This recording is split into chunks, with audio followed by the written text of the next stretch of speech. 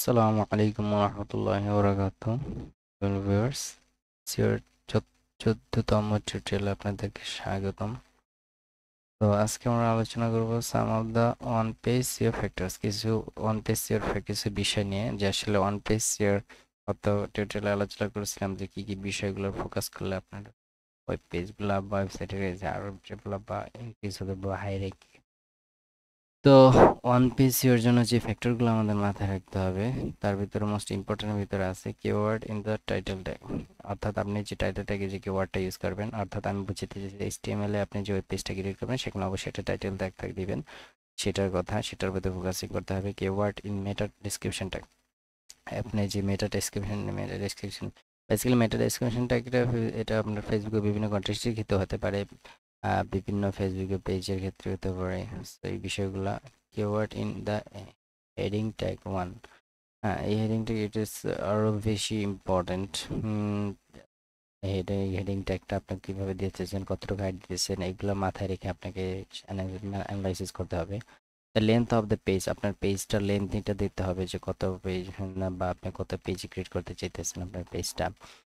যাতে এমন আছে আপনার পেজটা হেভি লেন্থি করে ফেলেন বা অনেক কথা দিয়ে দিলেন, কিন্তু এটা ভিজিটরদের জন্য খুব বিরক্তিকর, বা একটা মিডিয়াম টাইপের, বা এগুলো মাথায় রেখে ক্যানোনিক্যাল ট্যাগ।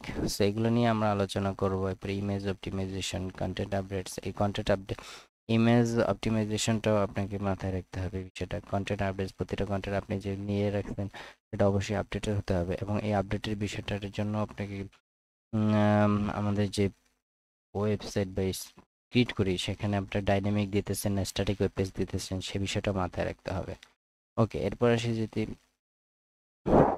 এরপরে আমরা যদি দেখি আউটবাউন্ড লিঙ্কস। আউটবাউন্ড লিঙ্কস বলতে আপনি কি আউট বাহিরে কোন লিঙ্কগুলো অ্যাড করে দিয়েছেন বা ইন্টারনাল লিঙ্কস গুলো আছে কিনা। কিওয়ার্ড ইন ইউআরএল, ইউআরএল এর যে কিওয়ার্ড গুলো আছে, এটা সাইট ম্যাপ।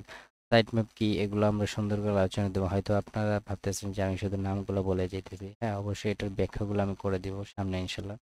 তো যারা আপনারা এই টিউটোরিয়ালগুলো ধারাবাহিকভাবে দেখে আসতেছেন তারা অবশ্যই একটু নোট করবেন বা একটু লিখবেন, যেহেতু আমাদের বিষয়টা শেখার এবং আমিও শিখতেছি।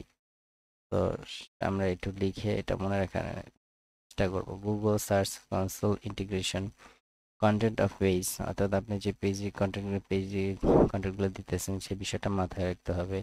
লিঙ্কাবল কন্টেন্ট, অর্থাৎ আপনি যে কন্টেন্ট দিতেছেন বা ওই কন্টেন্টের সাথে আরেকটা লিঙ্ক কন্টেন্ট এড করে দিতে পারেন। কন্টেন্ট ফরম্যাটিং বিষয়টা হচ্ছে যে আপনি ওই ফরম্যাটে, যে ফরম্যাটে কন্টেন্টটা ক্রিয়েট করছেন সেই ফরম্যাটটাকে আপনি স্পেসিফিকলি অথেন্টিক বা ভ্যালুয়েবল বা ইনফরমেটিভ কিনা সেটা দেখতে হবে। এবং আপনি যে ইমেজেস অ্যান্ড মাল্টিমিডিয়া এলিমেন্টস, আপনি ইমেজগুলো অ্যাড করে দিচ্ছেন বা ইউআরএল অপটিমাইজেশন, এই বিষয়গুলো মাথায় রাখতে হবে। এখন বেসিক্যালি আমরা দেখি, প্রথমে আমরা দেখছিলাম যে টাইটেল ট্যাগটা কেন ইম্পর্টেন্ট। টাইটেল ট্যাগটা খুবই ইম্পর্টেন্ট, এবং এটা তিনটা ক্ষেত্রে ব্যবহৃত হয় এই টাইটেল ট্যাগটা। একটা করা হয় সার্চ ইঞ্জিন রেজাল্টের পেজের জন্য, আরেকটা করা হয় সার্চ ইঞ্জিন রেজাল্ট পেজেস, যে আমরা সার্চ শর্ট ফর্মে আমরা বলি সার্চ, ওয়েব ব্রাউজারের জন্য, দ্বিতীয়ত ওয়েব ব্রাউজারের জন্য, তৃতীয়ত সোশ্যাল নেটওয়ার্কের জন্য। তো এই টাইটেল ট্যাগটা তিনটা ক্ষেত্রে আপনারা মনে রাখতে পারেন। প্রথমে আমরা বলছিলাম যে এগুলো আমি সবগুলো ব্যাখ্যা করবো। এখানে দেখতেছেন প্রথমে আসতেছে টাইটেল ট্যাগ। তো টাইটেল ট্যাগটা তিনটা ক্ষেত্রে ইউজ করা হয়: search engine result pages, web browsers এবং সোশ্যাল নেটওয়ার্কের জন্য। তো থ্যাংক ইউ ভিউয়ার্স, আশা করি সামনে আরও টিউটোরিয়াল সাথে থাকবেন। আসসালামু আলাইকুম রহমতুল্লাহ।